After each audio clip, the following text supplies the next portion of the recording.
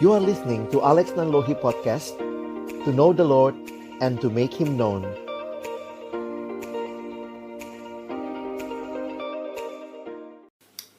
Baik, selamat malam teman-teman sekalian. Senang bisa ketemu lagi. Dan kesempatan malam hari ini saya dapat kesempatan berbagi tentang memuridkan generasi Z, ya. Oke, kita sudah doa sih tadi ya. Jadi saya harap kita juga boleh sama-sama siap untuk ikut belajar firman sama-sama. Malam hari ini kita akan melihat bagaimana sebenarnya menyikapi perubahan.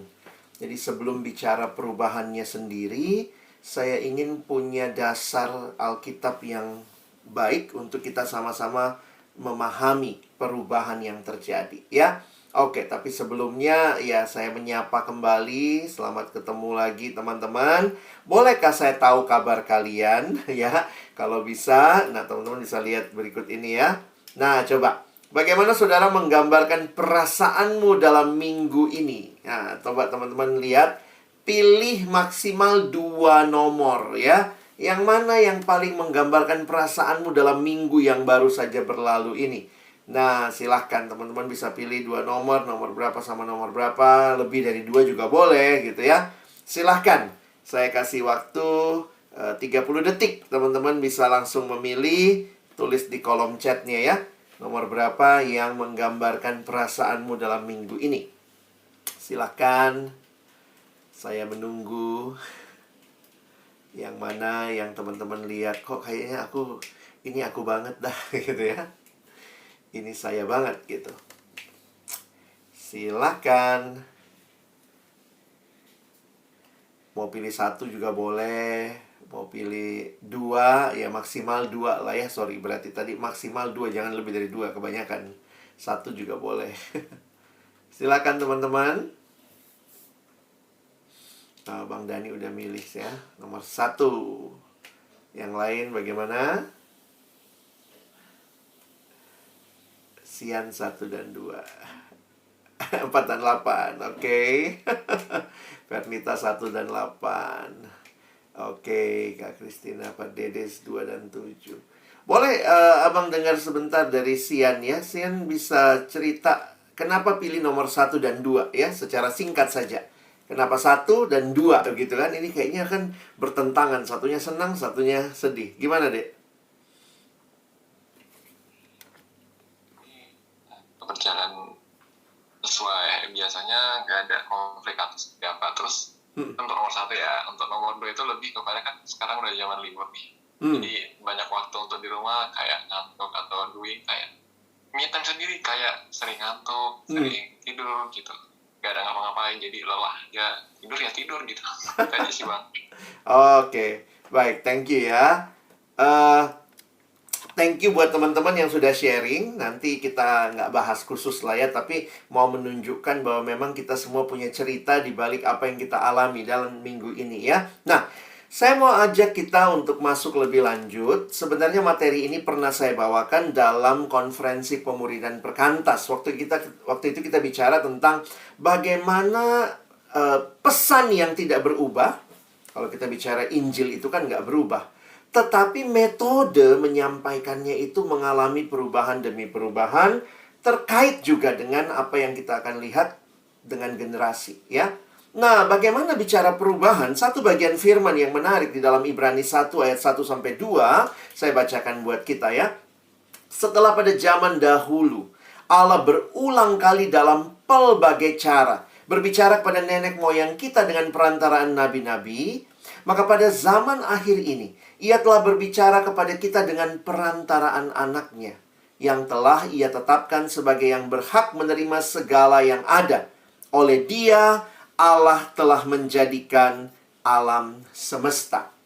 Teman-teman, waktu memperhatikan ayat ini, ada 2 kebenaran yang saya pikir perlu kita pahami. Yang pertama, bahwa Allah kita adalah Allah yang berbicara.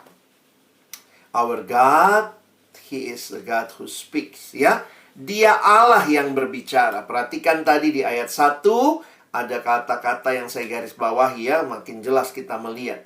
Allah berbicara, Allah berbicara. Zaman dahulu Allah berbicara, zaman akhir ini Ia pun berbicara. Tetapi yang menarik adalah yang kedua, bahwa Allah kita juga adalah Allah yang menggunakan berbagai cara. Allah kita tuh kreatif, teman-teman ya. Allah tuh tidak cuma punya satu cara ngomong ya kepada umatnya. Allah berbicara itu pasti, tetapi Allah berbicara dengan berbagai cara. Kalau kita perhatikan misalnya di Perjanjian Lama, Allah berbicara lewat malaikat, ada juga lewat penglihatan, lewat mimpi, ada lewat symbolic actions ya. Waktu Allah menyampaikan firman kepada Israel melalui Nabi Yeremia, dia suruh Yeremia memperagakan. Coba sekarang kau tidur ngadap kemana begitu ya. Coba kau lakukan ini. Jadi Allah berbicara bukan hanya pesan melalui Yeremia, tetapi juga actionnya ya. Ada tindakan yang Yeremia lakukan sebagai symbolic action. Melalui gentle whisper, kalau kita ingat kisah Elia, Allah berbicara di dalam angin sepoi-sepoi. Dan juga ada perbuatan ajaib seperti Allah membelah laut. Kan Allah sedang berbicara juga bahwa aku Tuhan yang punya alam semesta ini. Allah yang berbicara dengan berbagai cara. Itulah yang kita lihat. Setelah zaman dahulu, Allah berulang kali dalam pelbagai cara berbicara. Nah, tetapi ada fakta ketiga yang menarik ya. Bagi saya bahwa Allah kita adalah Allah yang mengutus anaknya. Jadi ada 3 kebenaran. Allah berbicara, Allah pakai berbagai cara, tetapi Allah juga adalah Allah yang mengutus anaknya. Perhatikan ayat yang kedua. Maka pada zaman akhir ini Ia berbicara kepada kita dengan perantaraan anaknya. Sehingga teman-teman sekalian, saya tetap menghayatinya begini. Bahwa relasi Allah dengan kita adalah sebuah relasi yang dalam. Itu bukan cuma sekadar relasi melalui media, tetapi Allah juga adalah Allah yang pada akhirnya berbicara dengan perantaraan anaknya sebagai Tuhan dan Juru Selamat kita. Jadi kita mesti menyadari ya, bahwa Allah berbicara setiap hari kepada kita. Nah, bagaimana dengan kita? Kalau kita sebagai PKK, maka tentunya yang kita bisa pelajari dari kebenaran tadi bahwa betapa pentingnya kita menyampaikan setiap kebenaran Allah kepada generasi yang juga mengalami perubahan, sehingga kita pun mungkin harus mempelajari pelbagai cara untuk menyampaikan kebenaran. Karena teman-teman begini, setelah nanti kita bicara generasi Z, datang lagi nanti generasi Alpha. Beda lagi karakteristik mereka. Maka sebenarnya bagi saya penting pahami prinsipnya. Bahwa Allah terus berbicara, Allah berbicara dengan berbagai cara, dan pada akhirnya Allah berbicara lewat Yesus Kristus. Bagaimana waktu kita berbicara, khususnya kita pemimpin-pemimpin kelompok kecil? Maka apa yang kita sampaikan itu penting. What you say, it's important. Tetapi karena juga ada perubahan, maka how you say it itu juga penting. Jadi bukan apa yang disampaikan itu penting, tetapi bagaimana menyampaikannya. Karena terkait dengan berbagai cara. Tidak hanya ada satu cara untuk misalnya menyampaikan sesuatu. Kalau kalian perhatikan, kalau kalian belajar ilmu kependidikan begitu ya, orang-orang yang belajar kependidikan kayak Kak Fitri misalnya ya, maka ruang kelas juga penting ya, diperhatikan pola duduknya. Nah, beberapa kelas di Indonesia tuh kelasnya model begini ya. Tapi mungkin di luar negeri ada yang kelasnya mulai disusun. Nah, di Indonesia juga mulai ada yang ikut ya. Susunnya bentuk U seperti itu supaya bisa saling melihat, sehingga diskusi bisa terjadi. Kalau kelasnya banyak diskusi, mungkin gurunya menggunakan berbagai cara termasuk duduk melingkar ya, saling melihat. Jadi lihat ya, kalau tadi duduknya ngadap depan, siapa senternya? Sebenarnya senternya adalah gurunya, karena semua pusatnya di depan. Nah, makanya kalau kita lihat seperti ini, tidak ada senternya. Semua orang bisa jadi center. Berarti semua orang bisa bebas mengungkapkan pendapat. Jadi ini bukan masalah cuma sekadar metode cara duduk, tetapi di baliknya juga ada filosofi yang sebenarnya penting ya. Jadi teman-teman, mari kita pahami bahwa ada perubahan. Tentu berita Injilnya tidak berubah. The message is still the same. Tetapi kita perlu sensitif melihat perubahan yang ada. Nah, ada dua perubahan yang penting, teman-teman.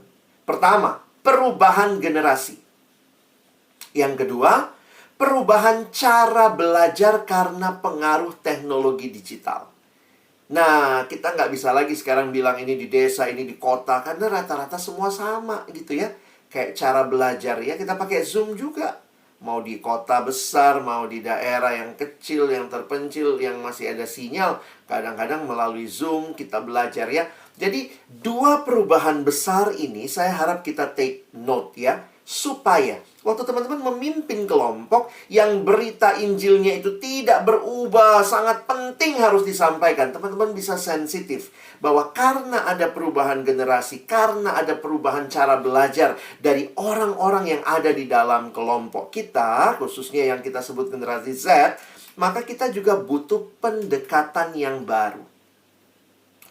Tentu bukan, kadang orang bilang, oh pendekatan baru, kalau gitu ganti MHB-nya. Bukan itu sebenarnya ya. Kita tetap pakai MHB mungkin, tetapi kita punya kesadaran lebih lanjut lagi sebagai pemimpin menyadari dua perubahan ini. Nah, Abang bahas secara cepat dua perubahan ini ya. Sesudah itu nanti kita bisa tanya jawab. Perhatikan, perubahan generasi ini menjadi perubahan yang sangat banyak dibicarakan. Tergantung literatur mana yang kalian pakai. Pembagian generasi yang kita lihat ya. Wah, ini generasi yang sudah Z sekarang. Kira-kira yang kita layani ini, siswa mahasiswanya kira-kira generasi Z ya. Nanti setelah mereka ini sudah mulai masuk generasi Alpha. Nah, itu unik lagi, ada karakteristiknya. Nah, kalian bisa baca lah di banyak literatur ya. Abang tidak angkat secara khusus. Tetapi kalau kita perhatikan, sadari dulu bahwa memang ternyata ada banyak generasi. Khususnya buat kita yang sudah semakin tua. Kalian banyak alumni tadi saya dengar, yang mungkin gayamu adalah gaya generasi Y mungkin ya. Atau kalian mungkin ada di generasi Z awal, jadi masih banyak terpengaruh gaya-gaya yang lama. Teman-teman, tentunya kita tidak bisa langsung bilang, oh nggak boleh lagi dipakai gaya seperti itu. Kita harus sesuaikan tentunya ya. Karena itu selalu muncul pertanyaan-pertanyaan, bagaimana karakteristik generasi? Sebuah survei secara khusus, misalnya baby boomers. Kalau baby boomers itu yang opung-opung ya. Sekarang kira-kira opung-opung itu mereka yang banyak bertanya tentang ideologi. Jadi sebenarnya beginilah, semua generasi juga punya pertanyaan tentang ideologi, tentang individual, tentang pengalaman, tentang jati diri. Tetapi khususnya generasi baby boomers itu ideologi sangat kuat menjadi pertanyaan mereka. Sehingga kalian perhatikan, kenapa kita harus tulis buku-buku baru lagi sekarang? Kenapa nggak pakai aja buku yang lama? Kenapa buku textbook belajarnya selalu dibaharui? Karena ternyata perbedaan generasi. Saya kasih contoh begini. Di generasi yang lalu, yang opung-opung ini ya, baby boomers itu yang lahir sekitar tahun 1946 sampai 1960, itu pertanyaan utama mereka adalah, ini benar atau tidak? Makanya kalau kalian lihat buku-buku, termasuk buku rohani, di zaman itu banyak memberikan fakta dan bukti. Ini benar loh, lihat ini faktanya, gitu ya. Sementara berganti ke generasi X, itu kira-kira tahun 61 sampai tahun 80-an, saya masuk di situ ya. Ini generasi yang individual. Pertanyaan utama mereka adalah, ini menguntungkan nggak buat saya? Apa gunanya buat saya? Lalu nanti masuk ke generasi Y, mungkin sebagian besar kalian yang alumni juga ada di sini, yang lahirnya kira-kira tahun segini atau mungkin sesudahnya, itu pertanyaan utamanya tentang pengalaman, kepuasan. Dan kemudian generasi Z, itu pertanyaannya banyak tentang jati diri, afirmasi. Nah, teman-teman perhatikan ya, sebenarnya salah satu yang paling gampang lihat film. Kalau di zaman dulu, film-film superhero, itu superhero-nya nggak pernah berdarah ya. Selalu menang, selalu jago gitu ya. Kalau sekarang superhero-nya berdarah-darah gitu ya. Malah superhero-nya banyak pertanyaan soal jati diri ya. Aku ini anaknya siapa ya? Dari mana bapakku ya? Itu dimunculkan dalam film. Sehingga pertanyaan generasi ini adalah pertanyaan banyak tentang jati diri. Nah, teman-teman bisa bayangkan begini. Anggaplah, saya kasih contoh saja MHB. MHB itu dibuat tahun 1970-an akhir. MHB dibuat tahun 1970-an akhir dengan gambaran yang ada di benaknya mungkin pada waktu itu adalah bagaimana generasi yang ada, mungkin X atau Y yang dilayani. Sementara kita masih pakai MHB, tentu kita nggak buang MHB-nya. Tetapi mungkin kalian perlu menyesuaikan pertanyaan-pertanyaan karena pertanyaan MHB itu mungkin pertanyaannya lebih bersifat ideologi mungkin. Ini benar, ini bagaimana, seterusnya. Ada kan bagian untuk diskusi. Tetapi ini generasi yang mungkin lagi bertanya tentang, kalau saya ikut Tuhan, apa sih pengalaman yang saya perlu rasakan? Benarkah dalam Tuhan itu ada kepuasan? Bagaimana saya tahu betul bahwa Tuhan sayang sama saya? Pertanyaan tentang jati diri, afirmasi. Dan mungkin bahan-bahan kita yang modern, bahan yang lama, yang dibuat kontekstual pada zamannya, sekarang mungkin perlu kita sesuaikan.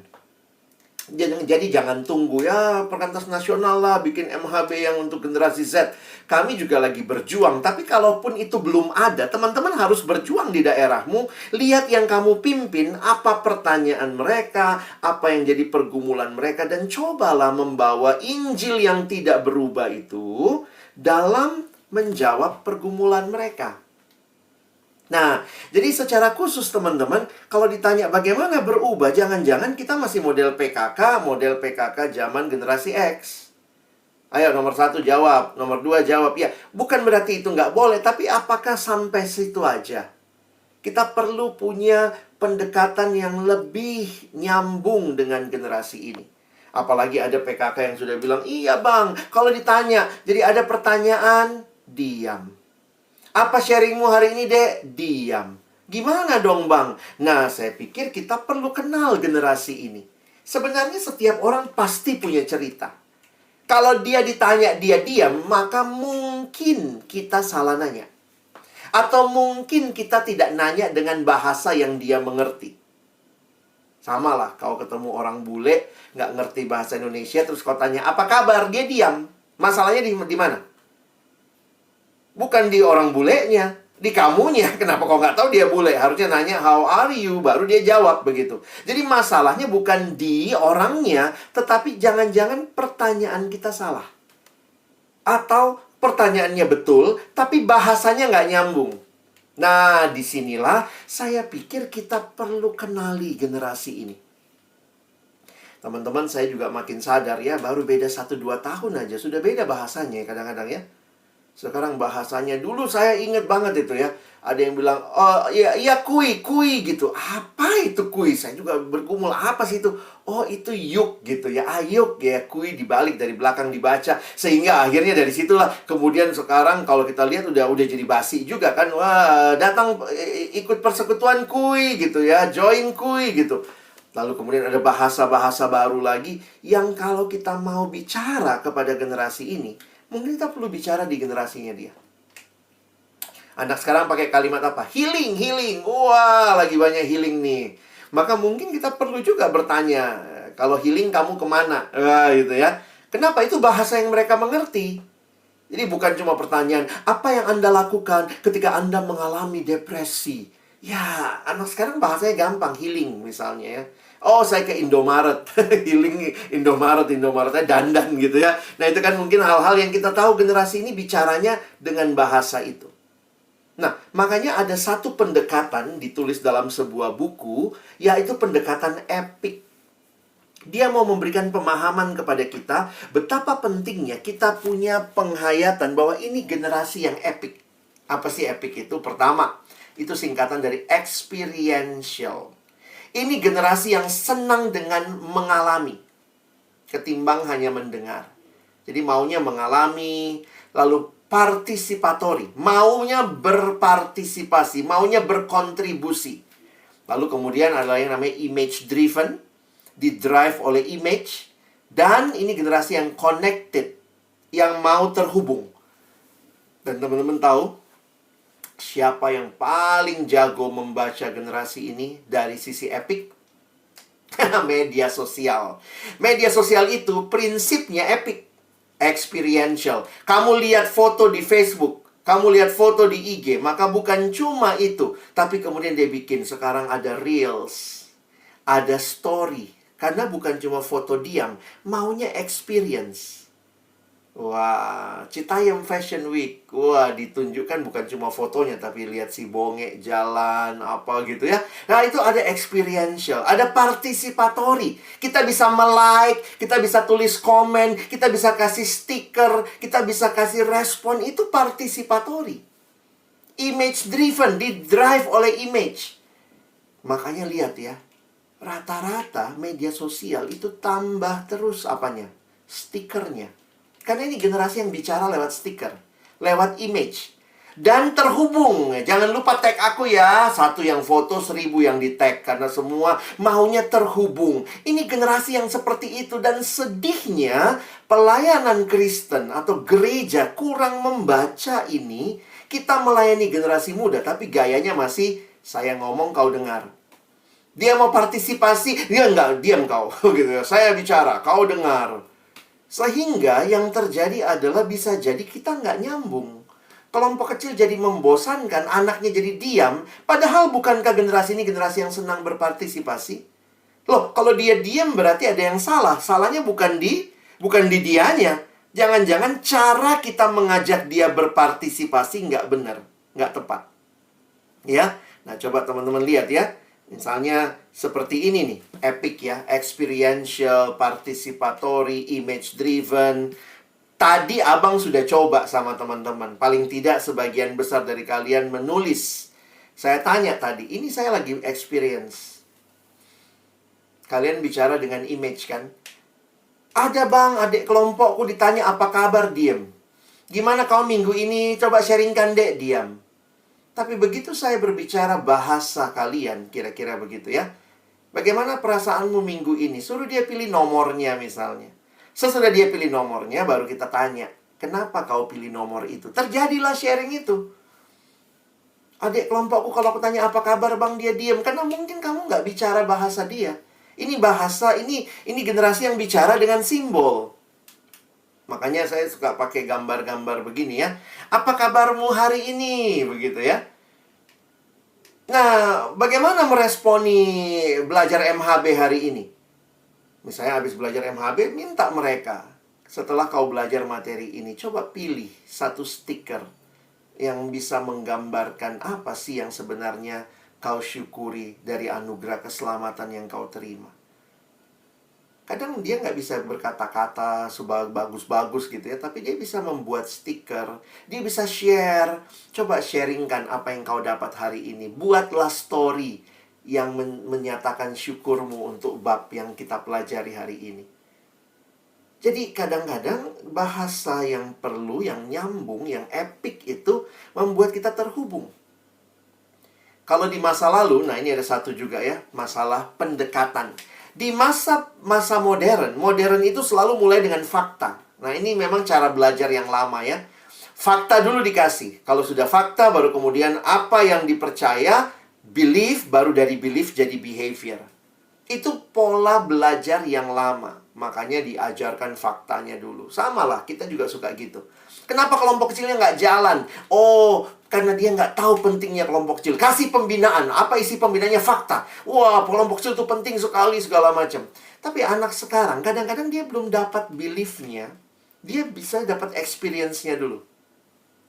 Experience, lalu itu mengubah influence behavior, lalu influence belief. Beberapa kali, ketika bicara memberi persembahan, lebih baik kita ajak, ayo dek kita ada memberi persembahan ini ya. Jadi dia experience dulu, baru nanti dia jadi sadar, iya ya saya melakukan itu dan kenapa dia lakukan itu. Jadi kadang-kadang metode belajarnya dibalik ya, experience, behavior, belief. Ini generasi yang senang mengalami dulu, ini generasi experiential. Kadang-kadang biar aja dia ngalami dulu. Dia nggak tahu apa tujuannya, alami dulu. Nanti sesudah waktu dia ngalami, kita pelan-pelan ajak tuh kan. Kalau Tuhan sudah berkati kamu, kamu pun diajak memberkati orang lain. Kau sudah lakukan kan? Gimana rasanya memberi persembahan? Bagaimana rasanya waktu kau memberi persembahan, kau lihat persembahanmu dipakai untuk pembangunan kerajaan Allah? Jadi, bisa jadi experience dulu tanpa pemahaman, tapi kemudian menuntun kepada pemahaman. Kalau pola belajar yang lama, ngerti dulu, baru lakukan. Kalau sekarang, kadang-kadang lakukan aja dulu.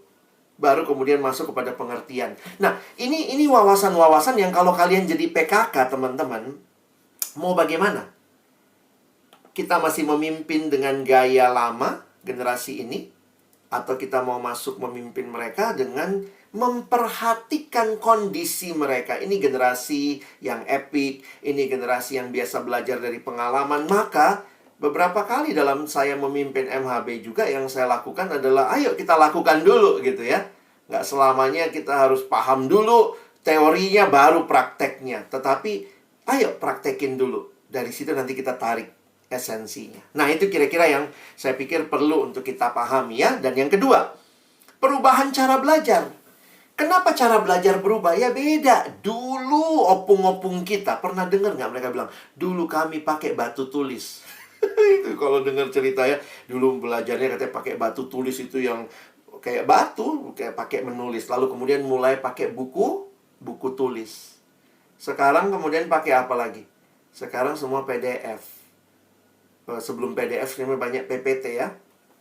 Kalau kita ingat dulu ya, dosen-dosen kalau belajar pakai PPT. Sekarang ya kita minta PPT-nya ya, nanti bagi ya PowerPoint-nya ya. Kan cara belajar itu berubah. Nah, teman-teman, dengan cara belajar yang berubah, maka apakah kita juga memperhatikan bahan kita tuh masih buku ya? Betul sih, buku bagus, nggak salah. Tapi mulailah kita kombinasi sama video. Coba nonton dulu YouTube ini. Coba lihat dulu video klip ini. Itu sebenarnya cara belajar yang berubah. Karena apa? Teknologi digital berubah. Sekarang pembelajaran itu semua terlibat. Audiovisual, auditori, begitu ya. Jadi, ada digital generation, gayanya beda. Saya lagi berpikir, mungkin 2-3 tahun ke depan, orang tuh kelompok kecilnya nggak pakai buku lagi, tapi langsung misalnya di aplikasi kita langsung satu sama lain begitu ya, terhubung. Begitulah polanya. Dan kita mesti menyiapkan generasi ini. Sehingga kita mesti tahu anak-anak senangnya apa. Mereka belajar juga lewat YouTube. Tentu masih ada buku masih ya, tapi juga kita mesti melihat bahwa ini semua terjadi di sekitar kita.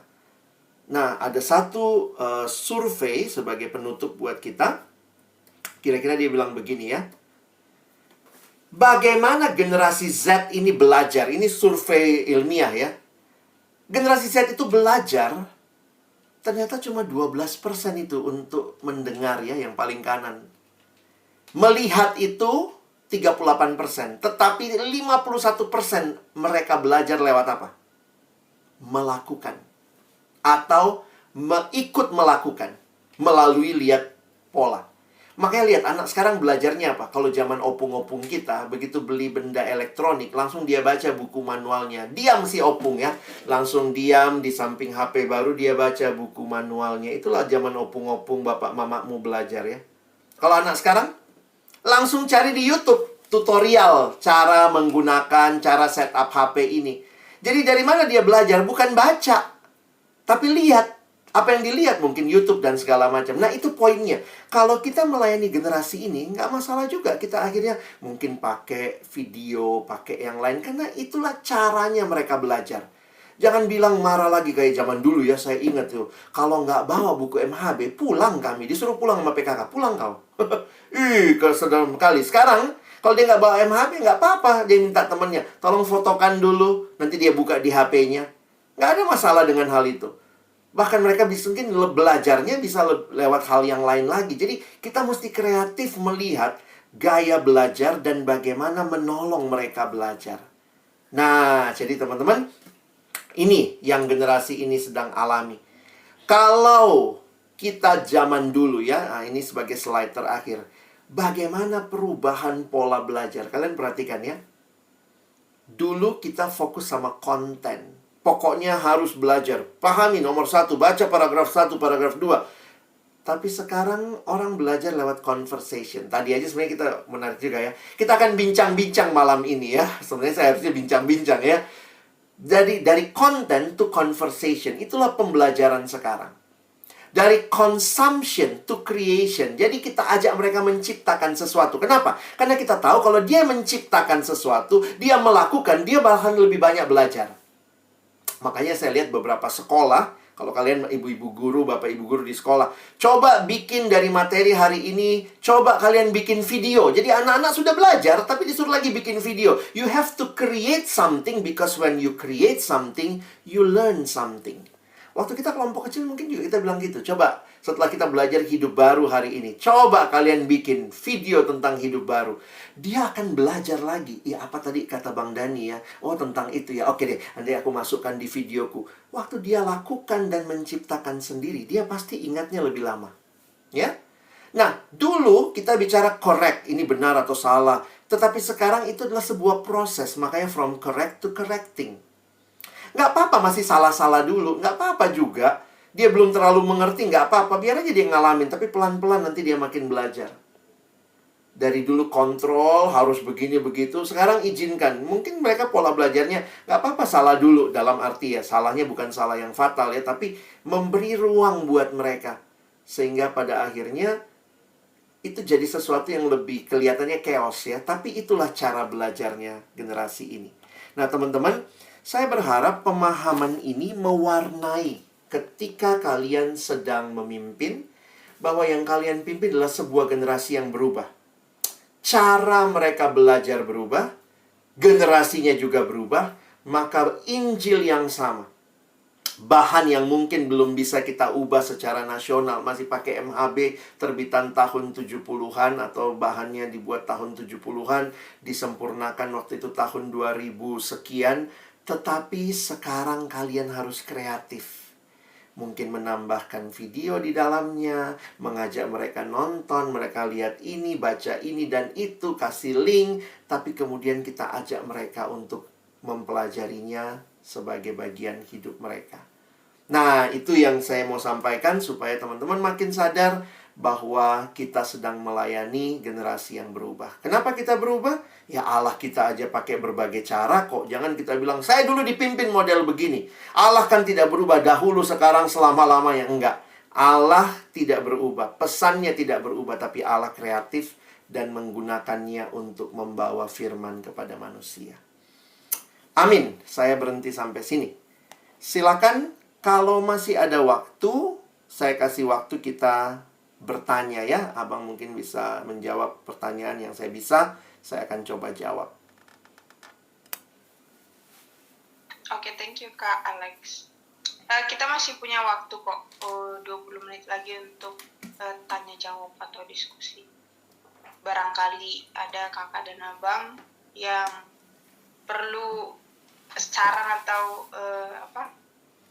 masukan tentang bagaimana metode materi ini dibawakan seperti itu. Boleh juga ya Kak? Silakan.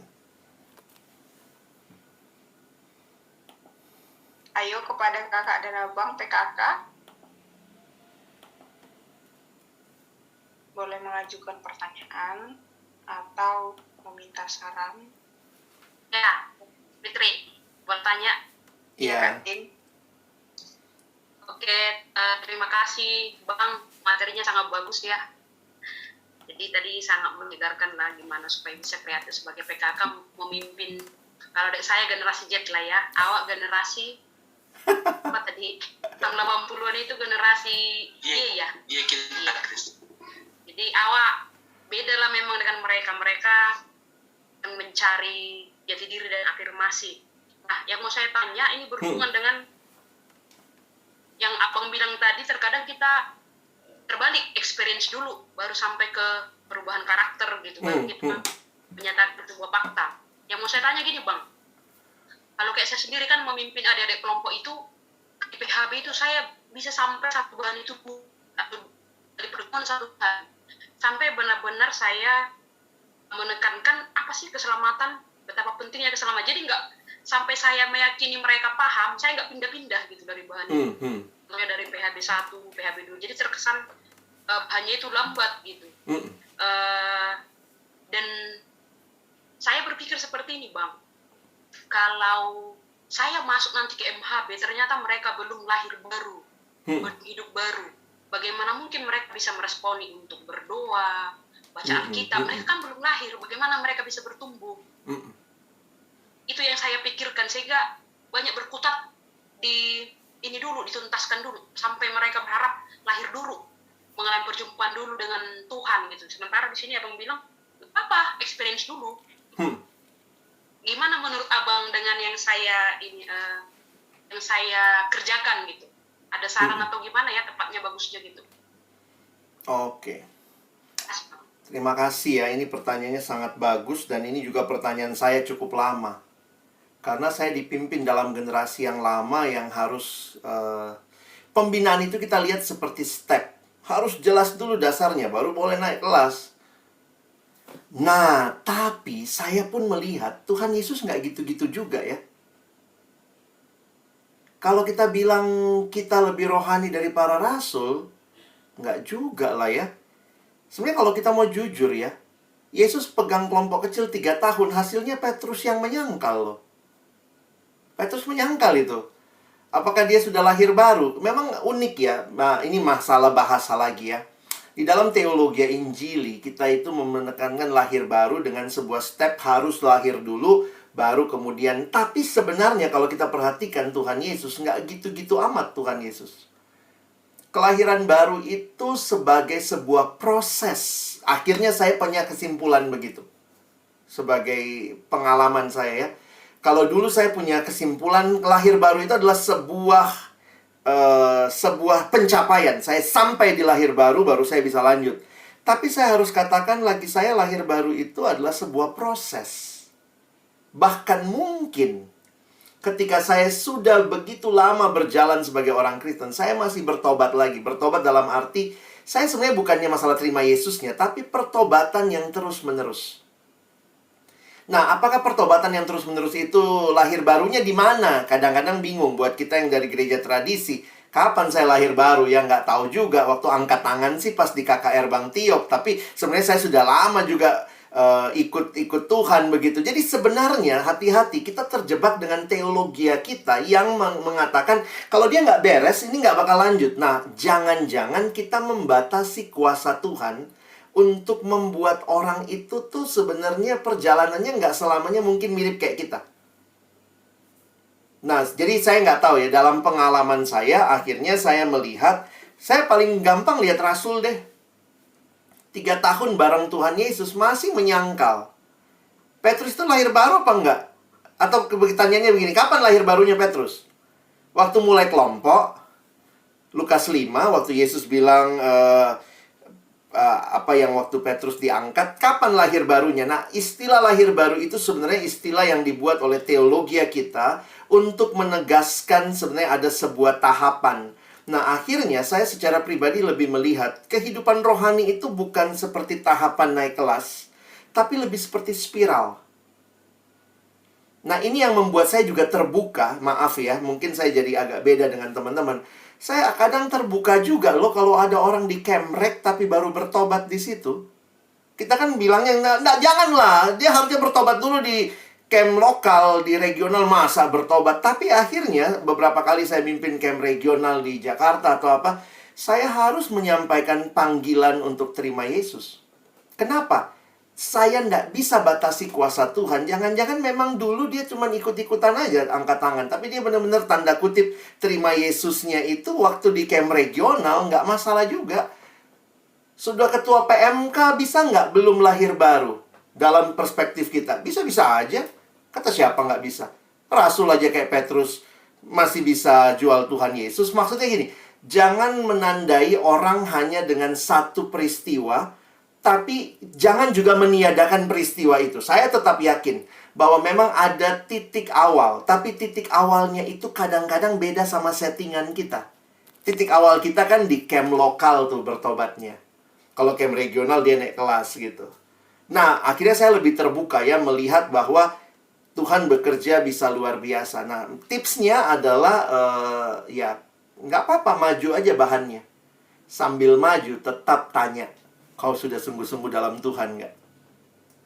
Saya ketemu banyak alumni sekarang ya. Aduh, pergumulan alumni itu ngeri-ngeri kali ya. Mau cerai lah. Akhirnya saya tanya apa? Kau sudah sungguh-sungguh terima Yesus, Dek. Kau ketua PM kalau dulu. Kau ketua PAK loh. Jadi kadang-kadang saya pikir jangan kita berasumsi kalau dia sudah pernah jadi apa, ikut camp apa, dia pasti sudah bertobat. Tapi bahkan dalam kehidupan terus kita perlu untuk bertanya itu. Jadi bagi saya nggak apa-apa maju bahannya. Tapi pengenalan kita, doa kita buat tiap-tiap adik kita itu terus kita bawa dalam Tuhan ya. Tuhan, mana tahu dia bilang dia udah bertobat. Tapi Petrus aja butuh bertobat lagi ya. Tuhan, tobatkanlah lagi dia gitu. Jadi mungkin begitu kali ya. Saya nggak tahu menjawab atau tidak pertanyaannya, Dek. Iya, gimana Kak Tin? Baik, makasih Bang. Oke, Kalau nggak ada yang oke. bertanya, masih mau lanjut bertanya lagi. Silakan kalau masih ada waktu. Masih ya, masih ada Fit ya, moderator. Boleh Kak, boleh. Ini tetap berhubungan dengan experience tadi ya Bang. Bagaimana kita generasi Z ini terus disuruh untuk terlibat. Bagaimana pandangan Abang tentang contohnya adik-adik ini kan kita sudah layanin nih, dan kita memang memerlukan orang-orang yang kita lihat bahwa dari pelayanan kita itu harus ada, mereka juga terlibat dalam pelayanan mahasiswa. Tetapi dengan kondisi yang tadi ya, kita memang belum sangat yakin benar dia sudah benar atau gimana gitu ya. Tapi kita bisa melihat ada beberapa poin-poin penting atau dia punya keunggulan atau dia punya talenta gitu. Jadi kita dia dalam pelayanan, contohnya kita masukkan dia magang gurus, masukkan dia terlibat di dalam kegiatan, contohnya masuk ke kelas CPKK gitu. Tapi itu tadi pengalaman dulu supaya bisa mereka menangkap beban itu, walaupun sebenarnya kita tidak terlalu yakin ini anaknya bakalan bisa setia nggak gitu mengerjakan pelayanan atau gimana pandangan Abang tentang yang begitu juga? Karena kan terus ya, tidak sekian hidupnya sudah harus bagus lah, harus sudah inilah ya untuk bisa paling tidak memberi pengaruh sama teman-teman yang lain gitu. Nah, itu Bang maksud saya, kira-kira gimana? Sebenarnya sama persis dengan jawaban saya yang tadi, tapi dengan pola pengalaman yang berbeda. Karena saya juga jujur aja saya ngalami itu ya. Saya ngalami pengalaman itu dalam memimpin. Karena nggak gampang melihat generasi ini ya. Tapi jujur aja, kalau saya pakai standar yang lama, nggak ada yang melayani. Jujur aja. Kalau pakai standar yang lama, nggak ada nih yang siap melayani. Jujur aja kalau mau lihat pakai standar-standar yang lama ya. Nah, jadi saya lihatnya begini. Kenapa di Alkitab? Apakah Yesus nggak punya standar? Coba lihat, Yesus apa standarnya? Rata-rata kita itu pakai standar di kitab Kisah Rasul. Jadi, waktu zaman Tuhan Yesus, itu nggak ada standar yang gimana-gimana banget dia rekrut Rasul. Waktu gereja mulai pilih diaken dan majelisnya ya, maksudnya diaken penatua, barulah ada syarat di dalam Titus 1 Timotius 3. Nah, jujur aja kita itu pakai polanya 1 Timotius 3 dan Titus. Makanya dia suami dari satu istri, dia sudah tidak boleh punya nama baik di luar jemaat. Nah, kita pakai pola itu. Tapi memang saya harus katakan itu pola ketika gereja sudah lumayan established.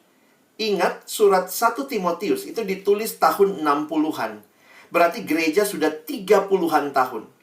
Sementara Yesus waktu awal, dia menerima orang-orang yang datang, termasuk rasul-rasul itu tuh kualifikasinya jelek-jelek kali sebenarnya kalau mau dipikir-pikir ya. Nah, saya berharap kita tidak buang salah satu. Tetap kita punya standar. Tapi jangan lupa kita punya mata seperti Yesus yang pernah melihat Petrus ini bakal mimpin jemaat. Walaupun Yesus tahu persis dia juga bakal gagal. Nah, itu punya mata seperti itu tuh gimana? Nah, saya pernah punya pengalaman begini ya. Karena waktu itu di kampus saya, kami waktu itu tiba-tiba merosotlah jumlah pemusik. Sementara kami sudah punya standar. Pemusik itu nggak boleh ngerokok, dia harus saat teduh teratur, segala macam. Satu-satunya orang yang bisa diajak dan mau, ada satu adik masih merokok dan tidak saat teduh. Datanglah anak-anak ke saya. Abang bagaimana? Ini nggak masuk standar kita, tapi nggak ada lagi kita pemusik.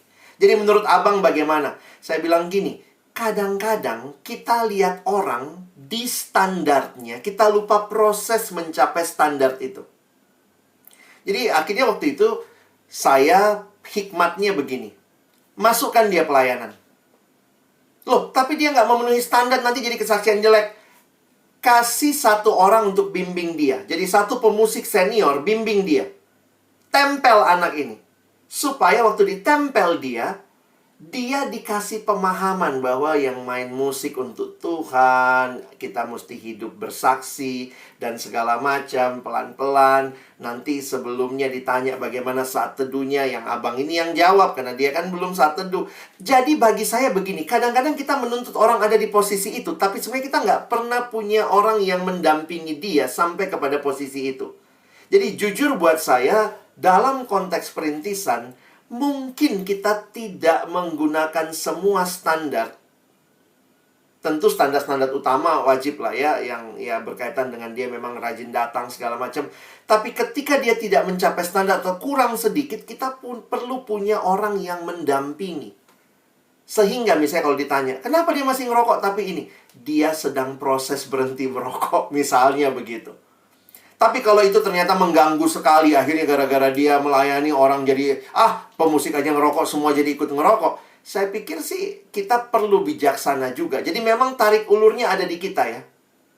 Cuma bagi saya begini, jangan-jangan banyak orang yang nggak pernah menikmati, merasakan pelayanan hanya karena standar kita yang kita nggak buka untuk orang-orang yang, kalau Tuhan, makanya saya pernah bilang gini ya, bercandanya ya. Ini kalau Tuhan Yesus juga datang di kampus kita, belum tentu juga Tuhan Yesus boleh melayani ya. Gondrong rambutnya. Gondrong dia. Nggak boleh itu melayani. Jadi itu yang kadang-kadang teman-teman mesti ingat, hati-hati dengan standar-standar yang kita buat. Kalau itu nggak terlalu alkitabiah, sebenarnya itu bisa dipertimbangkan. Kemarin ada yang tanya sama saya, bagaimana ini kak? Pengurus kok rambutnya warna-warni? Bingung kan? Terus saya bilang kalau buat saya sih masalah warna rambut nggak ada kaitan terlalu jauh sama iman. Tapi kak, berarti kan dia nggak terima dirinya. Saya bilang kau aja pakai lipstick. Kenapa kau nggak terima dirimu? Pakai aja merah, tonjok aja bibirmu biar merah. Jadi kadang-kadang hati-hati. Standar-standar yang begitu yang kita buat-buat itu yang kadang-kadang membuat orang akhirnya exclude dari pelayanan. Mungkin begitu kali. Nggak tahu lah menjawab apa enggak ya. Silakan Dan.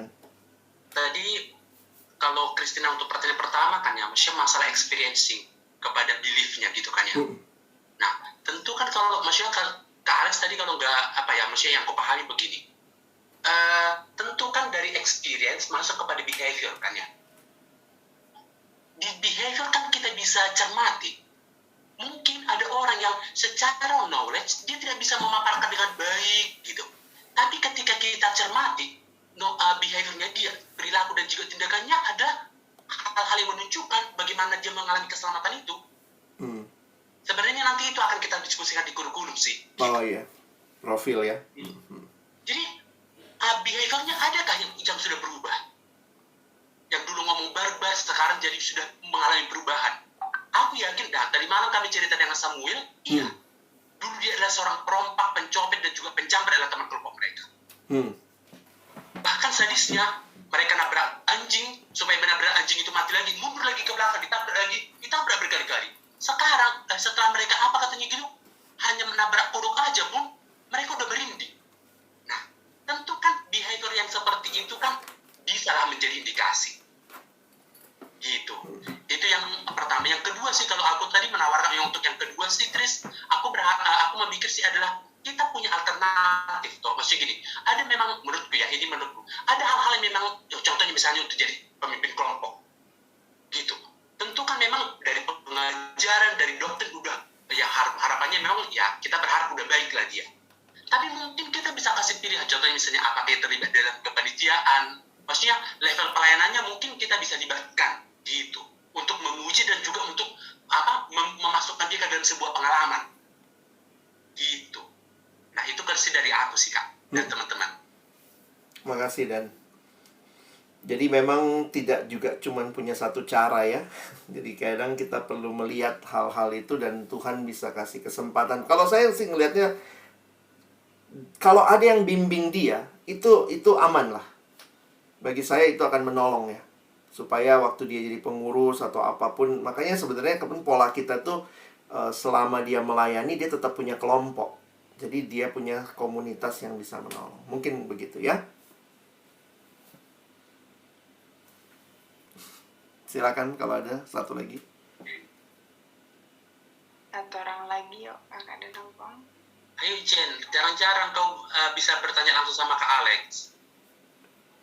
Jen. Berman lah Chris. Makasih Bang Alex buat paparannya Bang, sangat menarik ya, pengetahuan baru sih. Jadi Bang, sebenarnya saya itu sekarang posisinya nggak jadi PKK, cuman periode tahun lalu saya memimpin CPKK Bang. Jadi memang yang saya dapat itu adalah adik-adik itu memang kondisinya secara teori mereka paham gitu. Nggak tahu itu masuk generasi apa, kurang tahu juga. Kalau dibilang afirmasi atau apa, ada juga. Cuman yang ku tahu mereka itu kayak Bang, kayak generasi yang memang pengen bukan dihargai tapi kayak diterima gitu. Posisiku betul. Sekarang ini dan aku pengen diterima dengan posisiku seperti ini. Gitu. Jadi mereka itu ya teori mereka bisa gitu, tapi bagaimana mereka benar-benar kita bertanya tentang bagaimana hidup bersama-sama dengan Tuhan gitu kan, bagaimana kalian bersatu nggak dikerjakan gitu. Jadi itu pun dulu sebenarnya ada, tapi sekarang masalahnya orang-orang yang udah kita harapkan pun nantinya menjadi PKK pun masih kondisi seperti itu. Dan satu lagi Bang, yang tadi nyambung dengan kurikulum itu Bang. Jadi kadang-kadang kan kurikulum pelayanan itu kan ibarat kayak patron kita lah. Kira-kira kita mau mengukur nih sampai di mana sih sebenarnya kualifikasi adik kita ini, apakah dia masih petobat baru atau dia udah menjadi pemurid seperti itu. Dan saya pikir kadang-kadang itu yang membuat kita jadi kurikulum jadi kayak kita mengkotak-kotakkan jadinya. Jadi kurang memahami betul kurang memahami betul sebenarnya adik ini harusnya yang kita harapkan sama dia sebenarnya kan tidak hanya sebatas kayak dia udah lahir baru, tapi terhadap proses yang tadi kan Bang. Nah gitu. Jadi itu gimana Bang? Apakah memang kayak kurikulum itu memang itu menolong kita, tapi kadang-kadang itu jadi kayak terlalu mengikat gitu. Itu gimana Bang? Oke. Saya jawab yang kedua dulu ya. Kurikulum itu untuk menolong, saya setuju ya.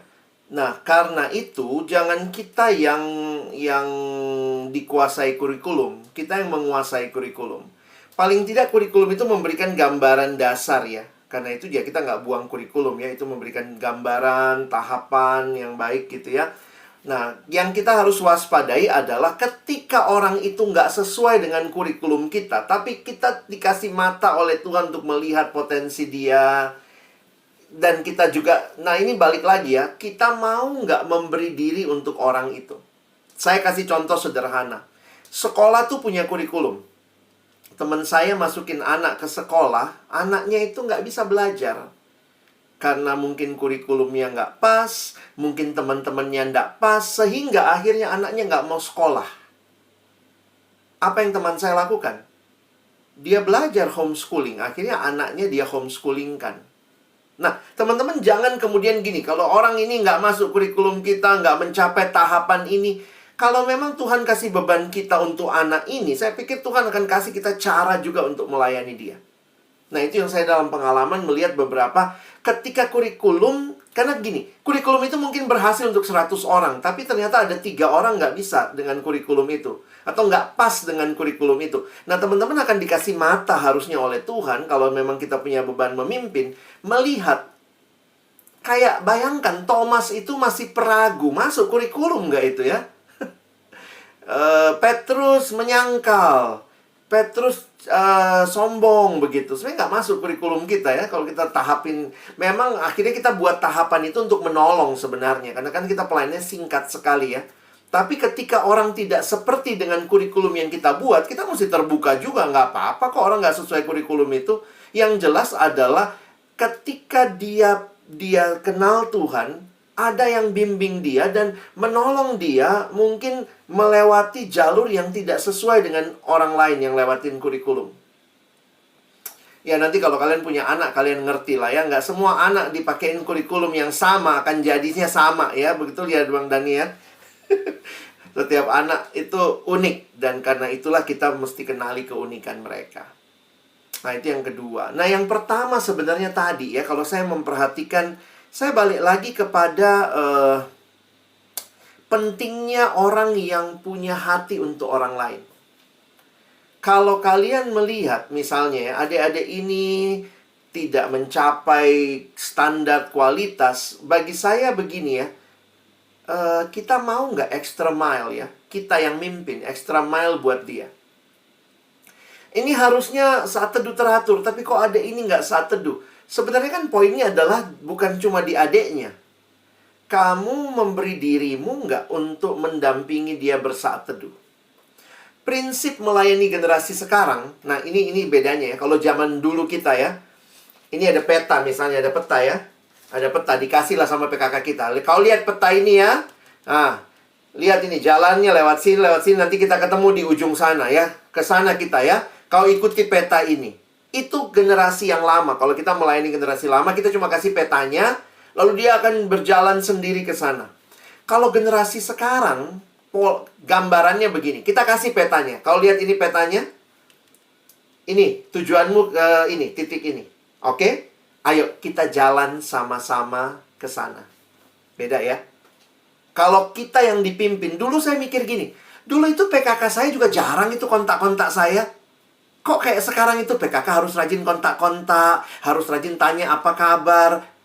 Saya kalau sekarang, kalau PKK saya mungkin dinilai seperti sekarang, nggak gitu PKK saya dulu. Tapi generasi sekarang itu perlu ditemani jalan. Nah, teman-teman, di situ mungkin kita dituntut lebih. Makanya saya punya teman, adik kelompoknya tuh nggak saat teduh. Nggak saat teduh, minggu ini nggak saat teduh. Minggu depan nggak saat teduh. Minggu ketiga dia nanya, di mana kosmu, Dek? Oh, saya di belakang kampus, Kak. Jam berapa kau bangun? Aku bangun jam 6 pagi, Kak. Oke ya, besok kakak datang jam 6 saat teduh sama kita. Itu namanya kita pemimpin. Itu namanya kita memberi extra mile bagi orang itu. Jadi jangan cuma begini, ini nggak sampai kualitasnya, nggak bisa jadi pengurus ini, nggak mau saat teduh dia. Pertanyaannya, untuk menolong dia saat teduh, apa upaya yang teman-teman sebagai PKK sudah lakukan? Tapi aku dulu nggak digitukan kali sama PKK aku. Tapi mungkin ini generasi yang perlu ditemani. Besok kita Zoom deh ya, jam 6 ya. Saat teduh sama kita. Aduh Kak, janganlah kayak gitu. Nggak apa-apa. Kalau nggak, kakak kirimkan kau ya. Kakak bagikan saat teduh yang kakak nikmati hari ini. Nanti aku kirim voice notes ya. Kau denger ya. Nanti kau juga baca ayatnya. Nanti apa yang kau dapat sharing ya. Kita lakukan berbagai cara untuk nolong dia saat teduh. Karena kalau enggak kita begitu, kita kehilangan generasi ini. Kita akan ketemu generasi yang dia nggak mau saat teduh, dia nggak ada komitmen, dia nggak mau apa. Karena kita polanya adalah kayak les. Kau datang, aku kasih les MHB bab 1. Oke, pulang minggu depan. Bukan begitu. Sekarang polanya bukan guru les. Polanya orang tua. Kau tinggal sama dia. Kau kasih waktu. Kau ajari. Ma, ada PR-ku. Gimana ini? Mama ajari ya. Nah, kita butuh hati seperti bapak dan ibu. Jangan jadi PKK guru les. Kau datang minggu ini, aku kasih tugas ya, lakukan minggu depan ya. Aku nggak peduli tahu nanti. Waktu kita kasih tugas, besoknya kita bilang, Dek, bagaimana? Ada yang abang bisa doakan untukmu? Aku masih susah saat teduh, Bang. Oke lah. Kau kosong nggak? 5 menit aja. Abang ajak kau saat teduh ya. Aduh Bang, nggak bisa. Kau nggak bisa, nggak apa-apa. Aku kirim voice notes. Ini saat teduhku hari ini. Lakukan segala cara untuk generasi ini.